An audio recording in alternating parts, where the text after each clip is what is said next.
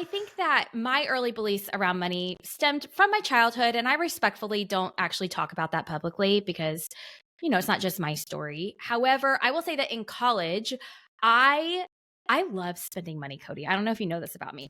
I get a high. Like I get the high from spending money, and I had student loans and those were supposed to last me through an entire semester. When I was a sophomore in college, I was, on the computer checking my checking account because you couldn't do that on phones back then. And I was like, great, I have money. I'm good to go. I went to the grocery store and my debit card was declined 3 times. I didn't even have a credit card because no one would approve me for a credit card. I had to do the walk of shame, leave my groceries there, called my mom up, and I was like, I screwed up. I don't know where my money went. I had all this student loan money. It was supposed to last me through the semester. There are 2 months left, and I'm negative in my checking account because my rent check had cleared from when I checked my checking account to going to the grocery store. And my mom was very gracious, and I'm very privileged in the fact that she said, I will help cover you for the next 2 months so that way you don't have to go into further debt under one condition. You come home and we sit down and we look at your spending. And so I did. I sat there in my childhood bedroom. I remember just like papers, bank statements printed off, scattered around. My mom made me download Microsoft Money. If anyone's like OG money nerd, I had Microsoft Money, which doesn't even exist anymore. And I had to track my spending. My entire goal was to just not be negative, to not have overdraft fees. And I think that was my first lesson of knowing that it's important for you to know where your money is going. But my story didn't stop there. I paid off debt and started building wealth. But that definitely was my first, I don't know, can I cuss here? You can. My first oh shit moment. Like what am I doing? And it sticks with me because I've never not known where my money has been since that day. So with that being said, let's try to put a timeline together here. Let's do a little jigsaw puzzle. Okay. One of your claims to fame, I don't know if you want to call it a claim to fame, is you and your husband paid off $111,000. Is that correct? The right number of debt? Was that debt accumulated before or after this sitting in the childhood bedroom moment? Oh, after. Just because I sat in my childhood bedroom and started tracking my money doesn't mean I was making good choices from there on out. I want the record to show that no part of me was still making amazing choices with my money. I knew enough to not get denied at the grocery store again. So that happened in, I think it was about 2006, maybe 2007. I'm in college.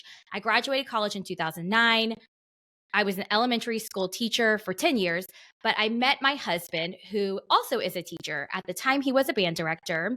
We ended up getting married. We did not have a single conversation about money. Like, I did everything wrong. My hope is that I can share this so that way people don't make my mistakes.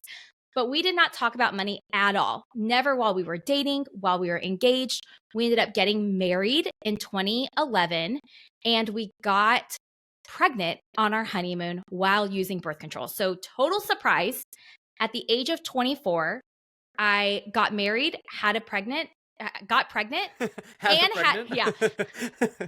the age of 24, all in that 1 year, I got married, got pregnant, and had a baby, all within a single year.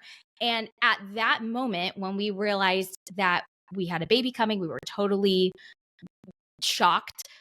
We decided, okay, I guess we need to talk about money. And that was our first conversation ever about money.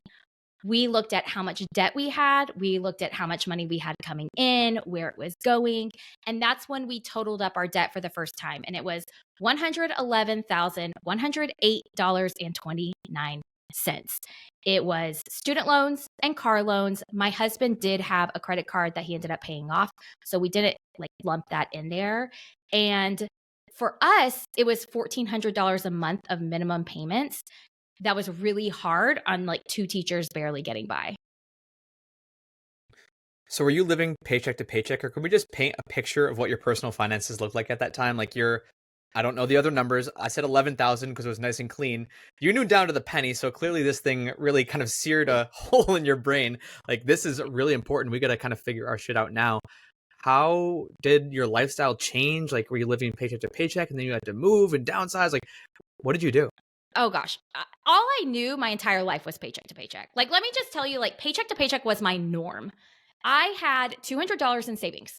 That was it. 200. I honestly thought $200 in savings was enough. I was like, if my tire breaks, $200 will get me a new tire, right? Like, we had maybe $400 in savings.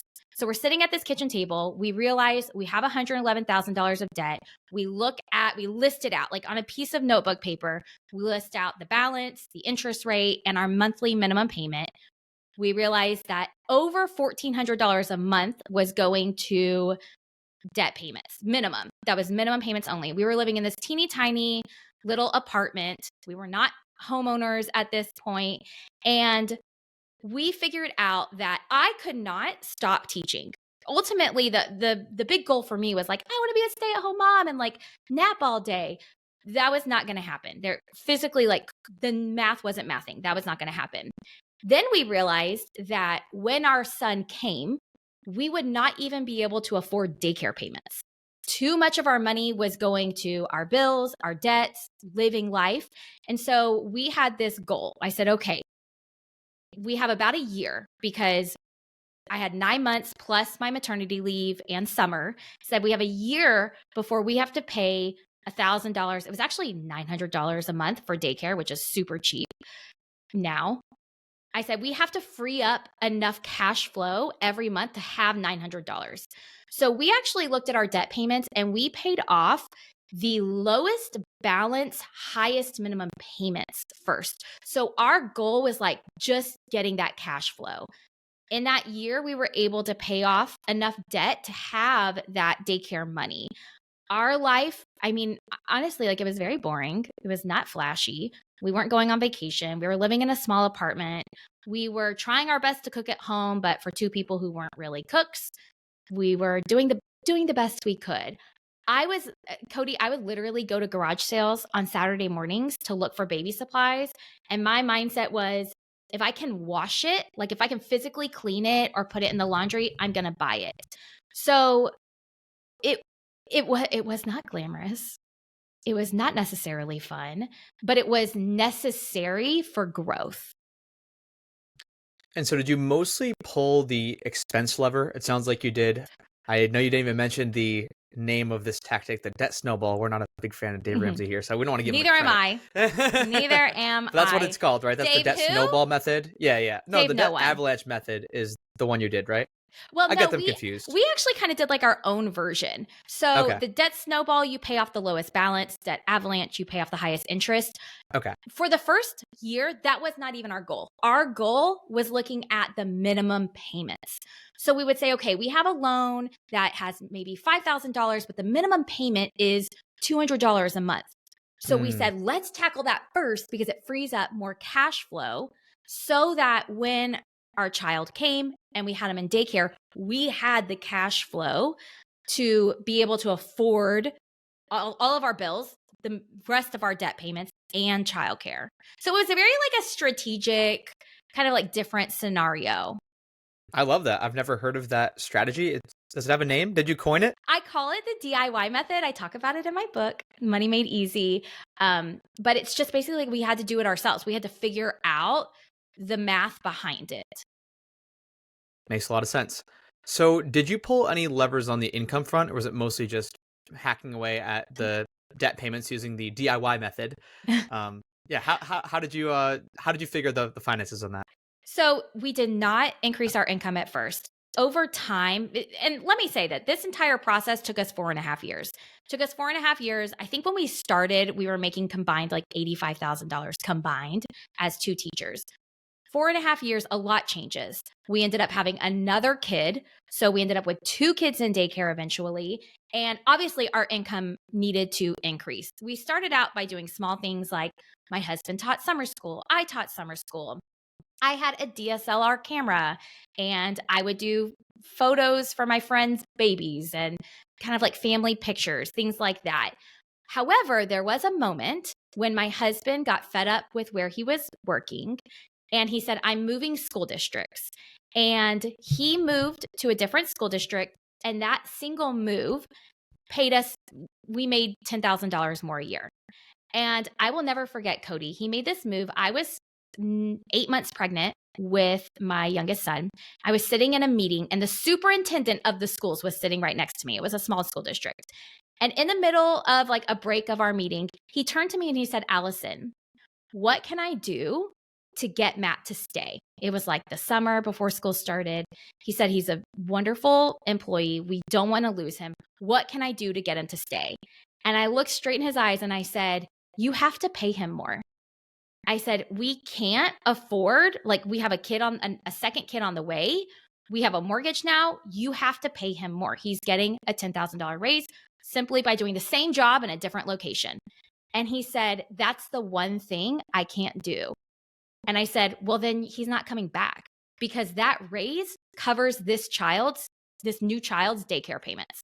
So if you can't pay him more, he's not coming back. And so he left. And then the next year I left. So that increased our income by about $20,000 a year, which was really helpful. And then at some point you started introducing more side hustly stuff, right? Like, I mean, now you have multiple businesses, you're a beast. But back then when you first started doing side hustle stuff, you were doing like summer teaching and tutoring and those types of things, if I remember reading correctly. Yes. So I taught summer school. My husband taught summer school. I would tutor on the side. My husband actually drove a school bus. Like, this sounds so lame. However, just like put yourself in our position. He was a band director. He had to go to all of these Friday night football games, all of these Saturday competitions with the band. And he found out that if he got registered, did the licensing to be able to drive the school bus, he would get $50 a trip. So he said, I'm already going there. Like, why not drive the bus? And then I get paid as well. So he drove the bus for every single event. So we would get just little bonuses here and there. And we would send that money to our debt to be able to try our best to pay it off in a reasonable time. Do you remember what was the most difficult thing you had to cut out when you guys realized you're in 111 and whatever of debt? What was the most difficult thing that you had to change about your lifestyle? I know you mentioned doing the DIY debt payoff method, but were there things like, whether it's Starbucks or buying shoes or like whatever, were there any things that you cut out that just really stung? Yeah, it was convenience. Like, and to this day, I will pay for convenience. Like, I'm in a position now where I will pay for convenience. And I don't know if that makes me lazy. We're not going to go down that road, but hey, I agree with you, Allison. Yeah, I mean, anything that made my life more convenient at the time. And for me, a lot of times that looked like food. I was, we were young in our 20s, didn't really want to cook a lot. So for us, a lot of it came down to food. I've never been like a huge shopper in terms of, at least not anymore, in terms of like buying stuff. Like, I don't want all this stuff that I have to manage, but it really came down to convenience. Convenience, and I would say travel, which honestly, like at the time, didn't feel like a huge headache because I was pregnant, I was sick, and we weren't really in a season of our life to travel. But if I had to do it all over again starting now and I had to like lower my travel, I would be really upset. Me too. It is once you start getting that luxury, it's really hard to shut it off. So that's why we warn people, be careful. Don't get the lifestyle creep too soon because it's really hard to start not doing that stuff. Yeah. Okay. Let's talk about spending habits, because I think there's a lot of people in our audience who are going to be able to take a lot of this and implement it in their own journey if they're having any trouble with spending. What types of strategies did you use? I mean, I know there's a zillion different budgets out there. There's like the 50, 30, 20. There's a zero-based budget. There's like the pay yourself first. What types of strategies work for you? Because you mentioned you're a spender, right? So like you like to spend money. How did you curb that desire? How did you curb that desire? That's the word I'm looking for. Yeah. Or maybe we could just call it a calling. How did I curb that calling to spend money? Curb that calling. Yeah. Back then, we were using cash envelopes. I don't use cash envelopes anymore, but I literally had to retrain my system. I had never trained, actually. Let me just rephrase that. I had to train my mind to not spend money on when I was emotional. Like when I was happy or sad or mad or glad, I would spend money.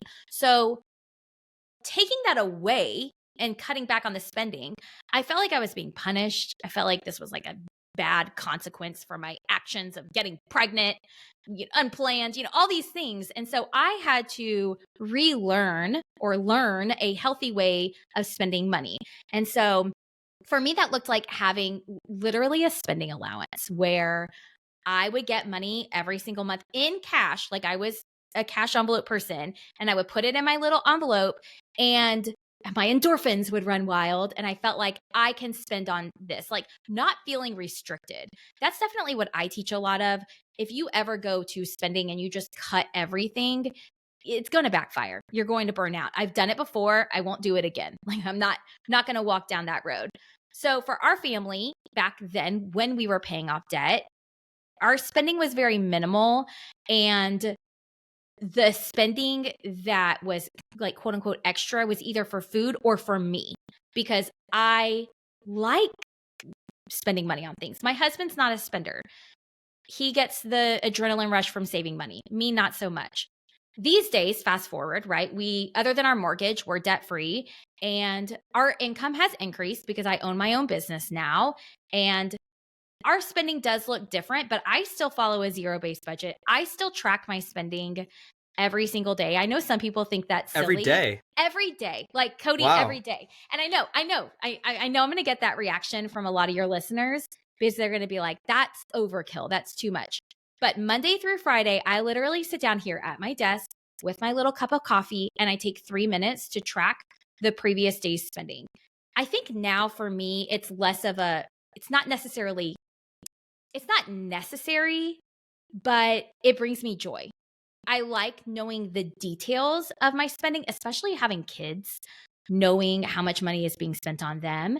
And it makes me happy. I feel a sense of control with my money that I don't feel otherwise when I'm not tracking, because I personally can very easily overspend. Like I'm the person that I'll book a trip when it's not financially responsible, and I'll say I'll deal with this later. So that's now how we manage our money. And then my husband doesn't really, I mean, he's like the passenger princess. He doesn't worry about it. I'm the one who's in charge of our investing. I'm the one who's in the details. And only if I get really frustrated am I like, hey, I need to loop you in. He just spends what he wants to spend when he wants to spend it. I kind of envy him sometimes. It's kind of nice. I know. I do want to get tactical, though. I think we are going to have some money nerds in the audience who think the daily thing is cool. Could you describe exactly what you do? Are you oh my gosh, yeah, just taking it from your credit cards and categorizing it in an app? Are you doing this via paper? How do you manage it? Oh my gosh, if I was doing it via paper, oh, that would be terrible. No, it's not via paper. So okay. I guess it comes down to, where is our spending coming from? We do have credit cards. My husband has several credit cards. I do too. Not talking business credit cards, but personal. We have expenses that come out on them. But honestly, we don't use our credit cards every single day, which I know some people are like, why? The points, no, I'm not going to necessarily play that game. Our recurring expenses come out on our credit card, and then we use it for travel and certain things. So we have a checking account, and then some savings accounts, high yield, all that kind of stuff. And then we have our credit cards. So every day I take my youngest son to school. I come home, I make my coffee. I sit here in my nice office. I turn on some music. I open up my bank account, and I just see what has come out on my credit card or out of our debit card the previous day. I take literally 3 minutes to track it. So I'll actually pull mine up right now. I actually just recorded a YouTube video for this that will We'll be link live. It up. Yeah, I'll send you the link once it's live. But Perfect. It'll literally be like, okay, our cell phone bill came out, and I bought something on Amazon. So I categorize that under shopping. My husband went grocery shopping, and so I categorize it under groceries, $153.79. And what that allows me to do is I then compare it to my budget. So real numbers right this moment. And like I said, I just recorded a video right before this podcast. We budgeted $600 for groceries for 3 weeks for our family of 4. We have spent $388.79.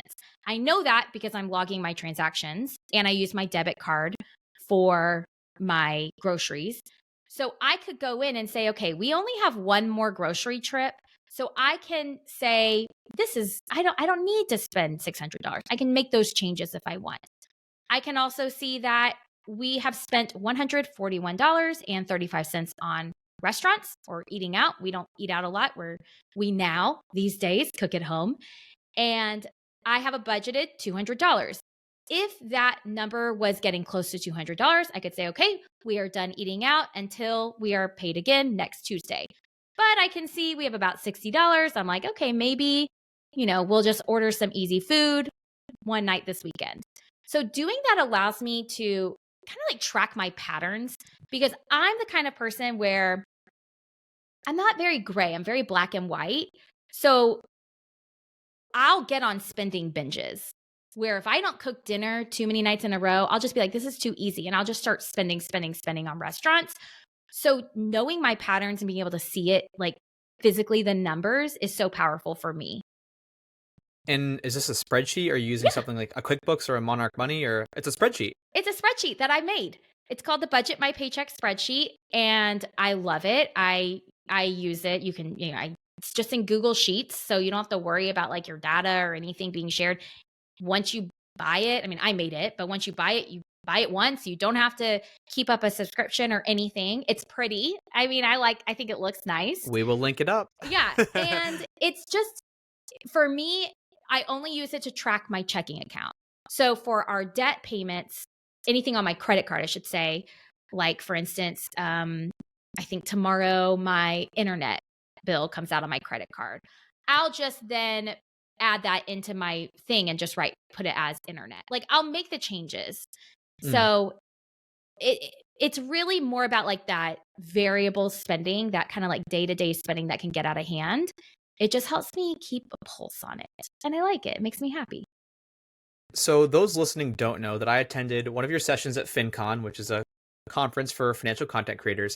You were all about automation, and you were talking about AI and how you use it in your workflows. We won't get into that today, but it just surprises me so much that you're using like this manual spreadsheet. Like I couldn't be bothered. I'm such an automations guy. I'm like, this transaction at this store is automatically coded into this in QuickBooks. And then I look at it like once a month, barely. Okay. I want to address that, because you're right. I did a whole presentation on AI and how I automate things in my business and everything. I think the difference is that I enjoy this process. Like I think that if I let it sit and build up for like 2 weeks and I hated the process, then it would be like this annoying thing hanging over me. Like I actually look forward to sitting down and doing this. So if I didn't look forward to it, if I did not enjoy it, I wouldn't be doing this. Like my husband, this would drive him crazy. And which is why he doesn't do it. But for me, like knowing the details and the intricacies, I think it's so fascinating, because it teaches me about myself. It teaches me about raising children and how much that's costing and our habits. And it allows me to be like, I don't like that we're spending this much money here or there, instead of just kind of like coasting by and looking at it once a month. But the key is that like I genuinely enjoy it. Like it makes me happy. Well, at least you walk the walk. I mean, your brand is called Inspired Budget. You're very inspired to budget. I am not. Thank you. You are walking the walk 100%. I'm curious, though, at what age, or I guess we can take this question in any way that you see fit. So you were a teacher before. At some point, you transitioned out of teachership into entrepreneurship. I don't know the exact numbers of your business, but I'm guessing you're making a heck of a lot more than you were as a teacher, just based on your employees and all the things you have going on. And it seems like your spending is still pretty tight, like based on the numbers you just shared about like groceries and eating out. Yes. Did you ever go through a period of like ramping up spending, like a little bit of a lifestyle inflation as you started to make a lot more?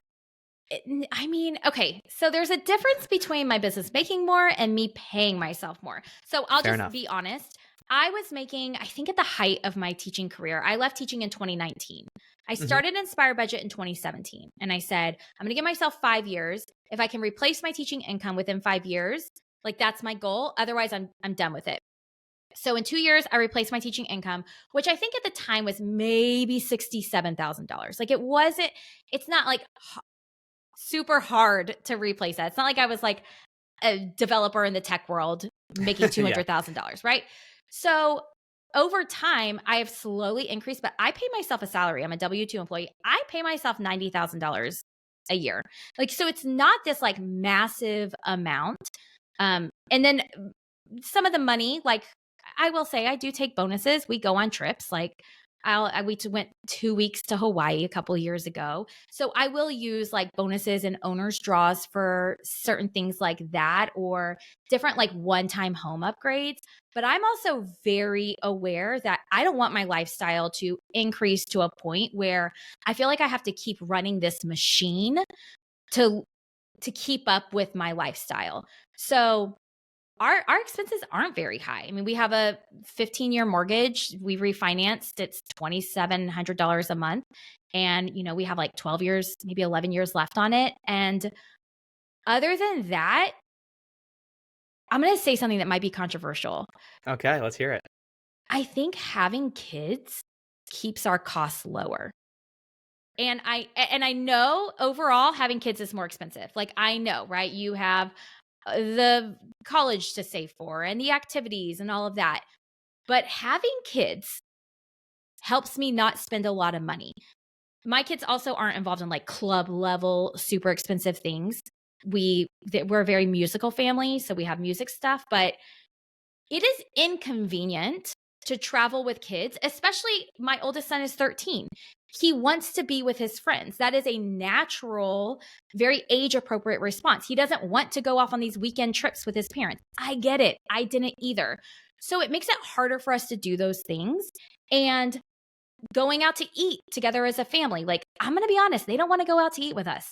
They don't want to sit. We very much enjoy cooking dinner at home and eating together as a family. I would say 6 nights out of the week, we sit down together as a family.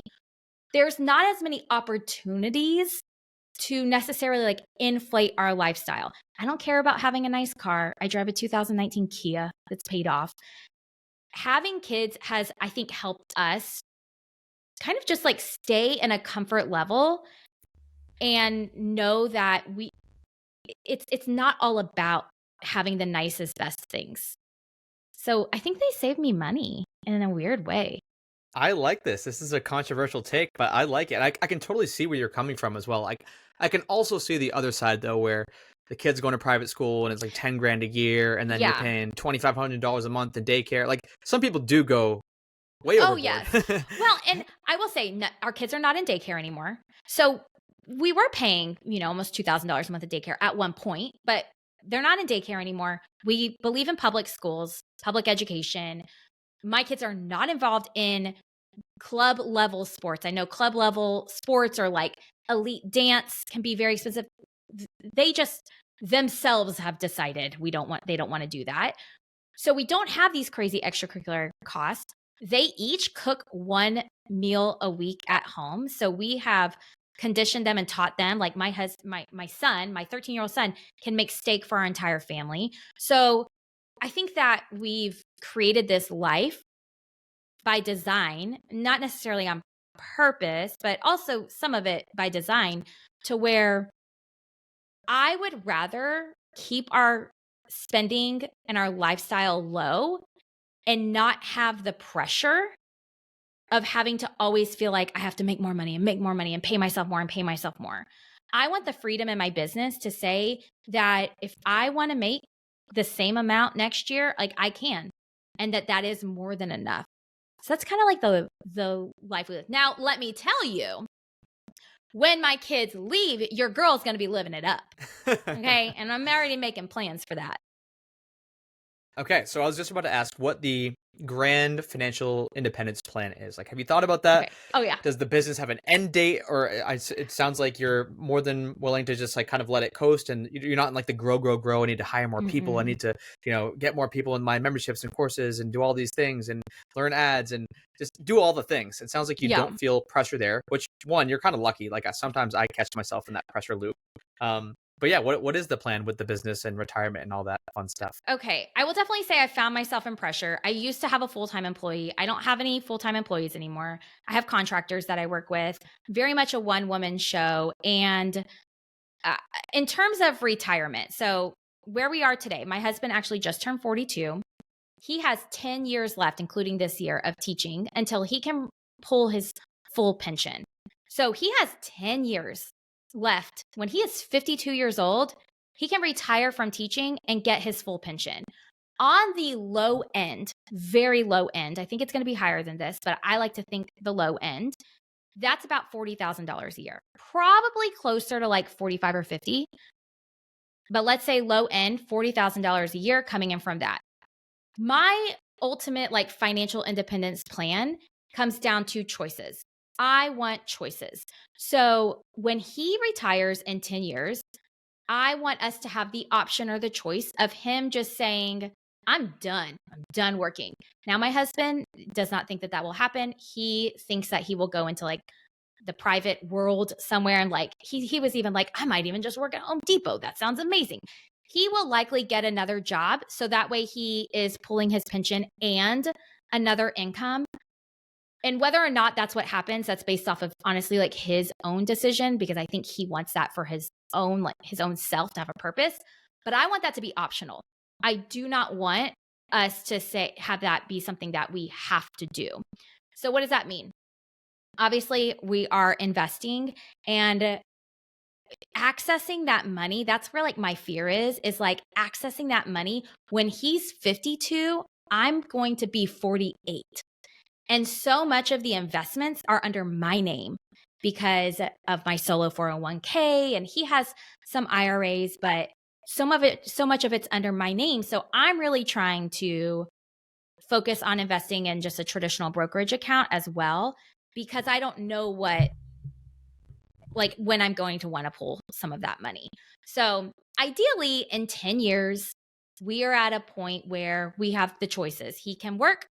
I can say, screw inspired budget. I am done. And who knows, maybe I'll do that beforehand. I'm not married to this thing. Like, it's my business, but I'm not married to it.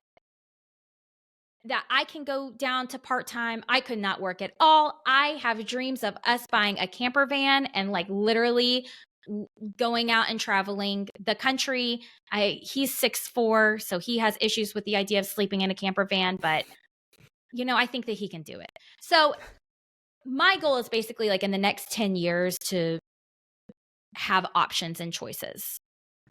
Does that make sense? I like that a lot. It does make sense. Yeah. I think you're doing a really good job, though. I don't think you're giving yourself enough credit. I know you're like, oh, I'm only paying myself, $90K salary and then these bonuses, but like all in, I think I'd be underestimating if I said you were making like 2x what you were as a teacher. And so now you have all that extra money to invest.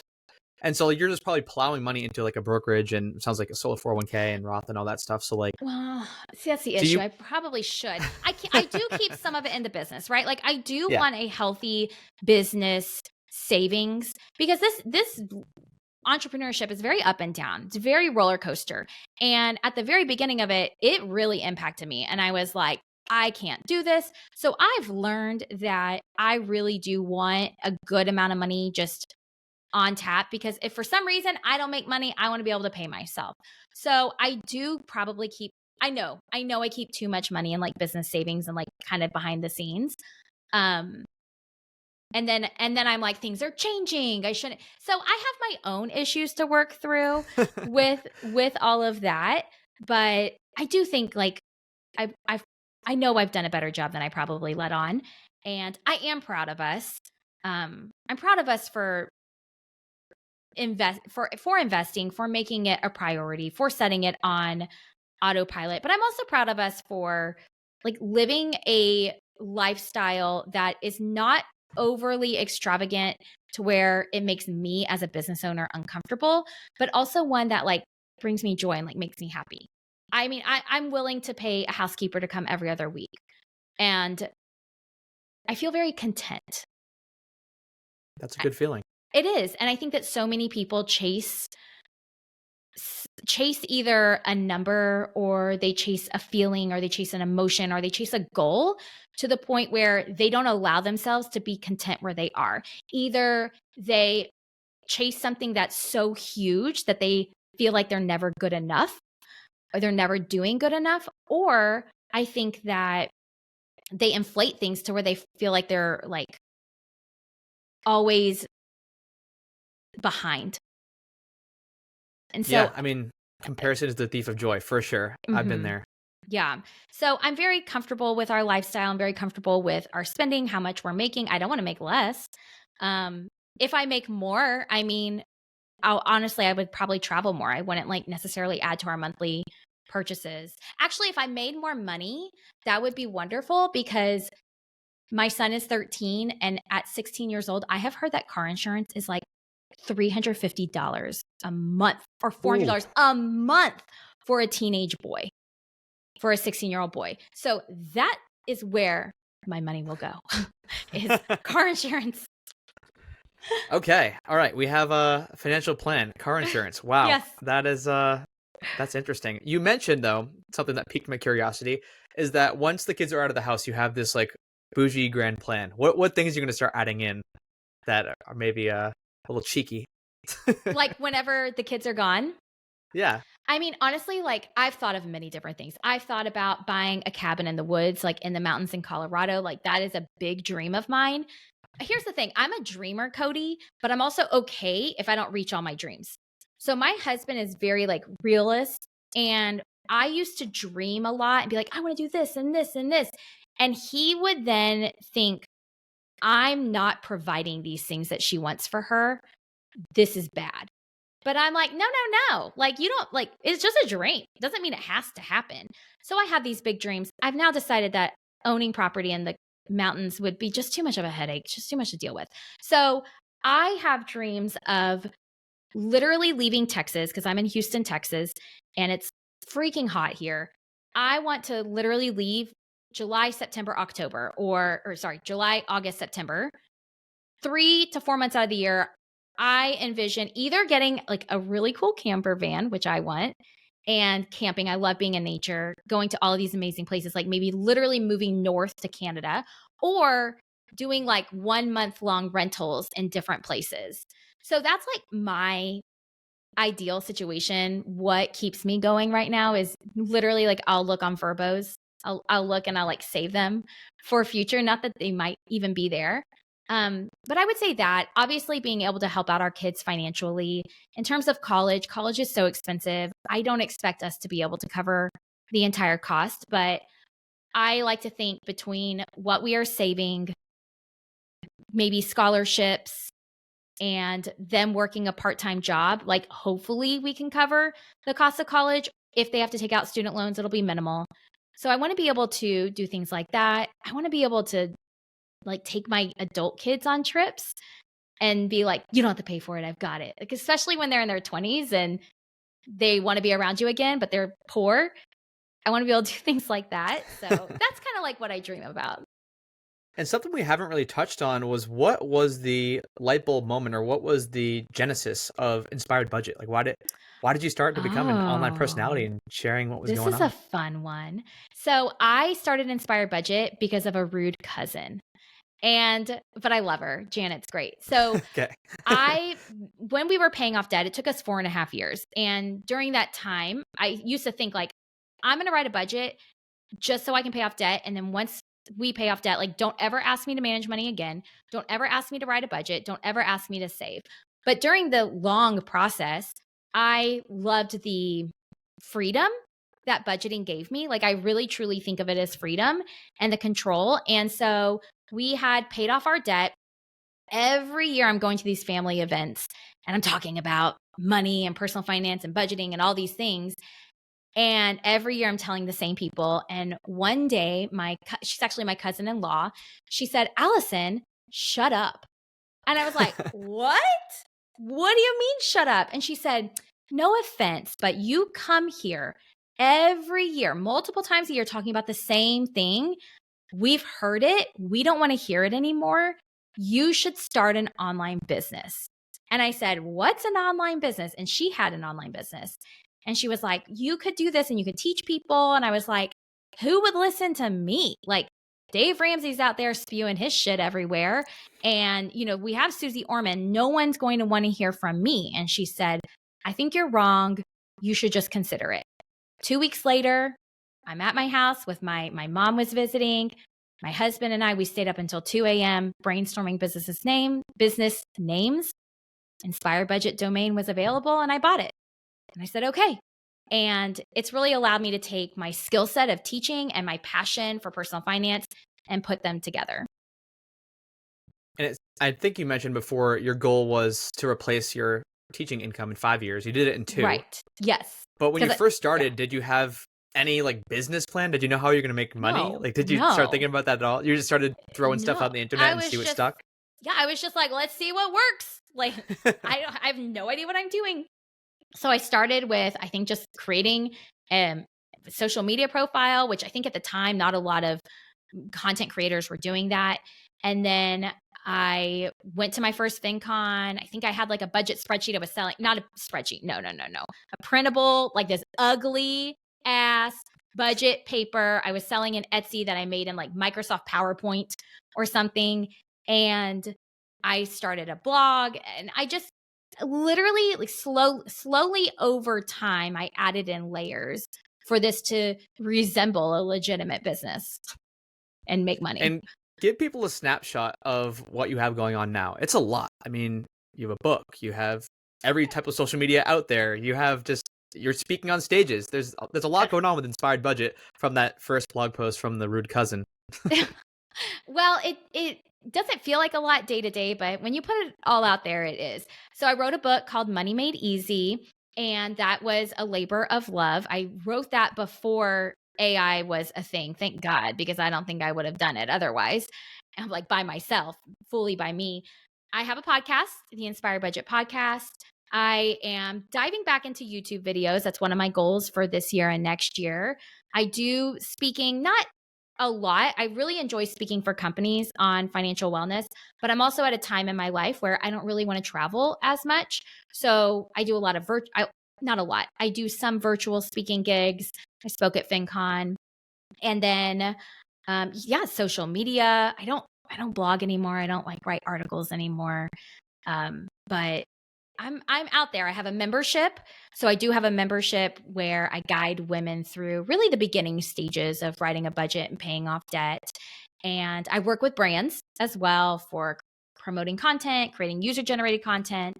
So it's a little bit of everything. Definitely diversified. One more thing I want to ask before we start to turn this thing to a close is I was pretty blown away by your customer service SOPs, your standard operating procedures for non-business people out there. With you call your ChatGPT Charles. Yes, and you have all his name is Charles. All these things to kind of chunk down your day and make things easier, just make your workflows easier. You turn 20 hours of work into 5. Mm-hmm. Do you do that at all in your personal life or with your personal finances? Like, what does your week to week look like or day to day look like? Whatever the easiest way to tackle that question is for you.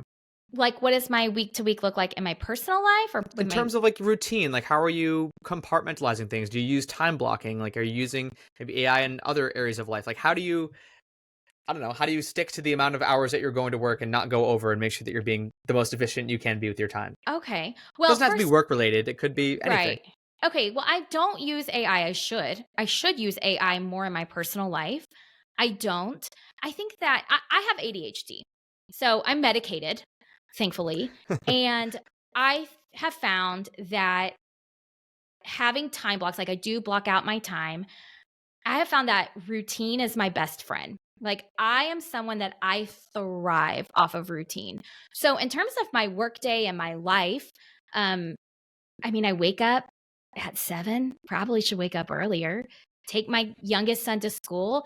I'm usually sitting down at my desk by 8:30 after my other son goes to the bus stop, and I work kind of on and off all day long.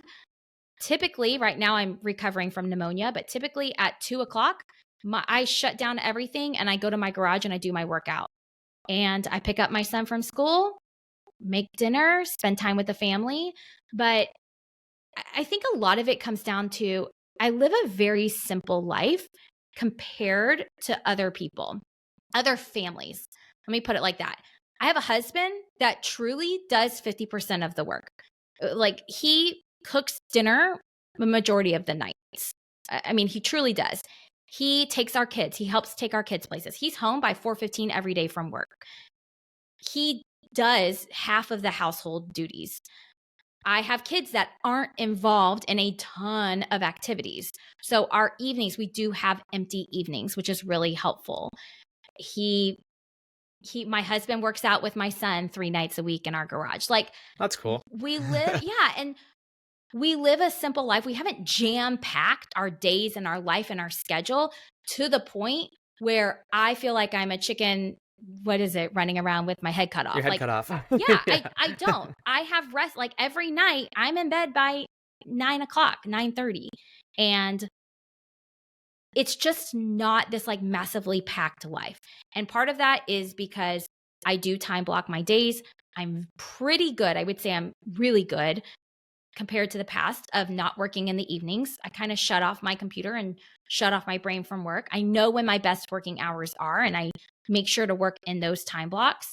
And then I have a husband that does half of the work. Our kids each cook one dinner every night. They clean the kitchen on the nights that they're not cooking. They help out with those things. So I don't know. It's just, it's not sexy. It's not like a sexy life, but it's a happy and content life. I think there's nothing wrong with that at all. I don't think you have to wake up earlier. You don't have to do more things. I think there's so much peace, and it sounds like you're working like 8:30 to 2, and then you're genuinely shutting it off, hanging out with the family. Like, that's awesome. Mm-hmm. So many people would kill for that. I think you're doing an amazing job. I didn't know the answer to that, but I was guessing based on your customer service AI stuff that you talked about, that you were very like good at compartmentalizing your day. And I think that that's happened over time. But I will tell you, the routine is the thing that does it for me. In the summertime, my workload is a shit show. Like, because my family is home and my routine is thrown off. I don't have that routine. And so 9 months out of the year, I do. And I really will try intentionally to get ahead in my work, so that way, when we do have these blocks of time off and my kids are home, I am not shutting my doors and shouting at them to be quiet because I have to record a podcast interview. So it does take like forward thinking, but honestly, like, I'd rather make an average amount of money and live a content, simple life where I get to spend every night with my family and not stress, than like hustle, work all the time and travel constantly and make $1 million and be in an unhappy place. Not that there's like an either or, not that you can't do that and still be happy, but I don't think I would be happy. I like that. I think that's a perfect place to bring the conversation to a close. We are going to link up all of the things we talked about. I know we mentioned like all your social medias, your book, you have your video that's coming out, you have your spreadsheet, you have YouTube, Instagram, everything. Is there 1 or 2 places in particular, though, you want to send listeners if they want to check out more about you? Or, I mean, podcast makes sense. Already listening to the podcast. Exactly. Check out the Inspired Budget podcast. I release a new episode every Thursday. Usually it's new every Thursday. And if you're a YouTube viewer, find me on YouTube, Inspired Budget. Obviously my website, but honestly, like, come to the podcast. And if you are listening and you're like, hey, I want to connect, like, I want to know that you found me through Cody's podcast. So you can send me a DM on Instagram, send me an email. Like, I want to hear from you. Let me know that you found me through this and that you enjoyed the conversation. Awesome. Well, thank you so much, Allison. You've been a friend for a long time. I've been bugging you to get you on the podcast. I'm glad we finally got something recorded. And I really think the audience is going to get a lot of value out of this one. There's a lot of tactical stuff. I did not know about the daily spreadsheet. That threw me for a loop, but I like it. I like it. You're on top of it. You're very true to your brand. And thank you for coming on and sharing your wisdom. Thank you for having me. I appreciate it.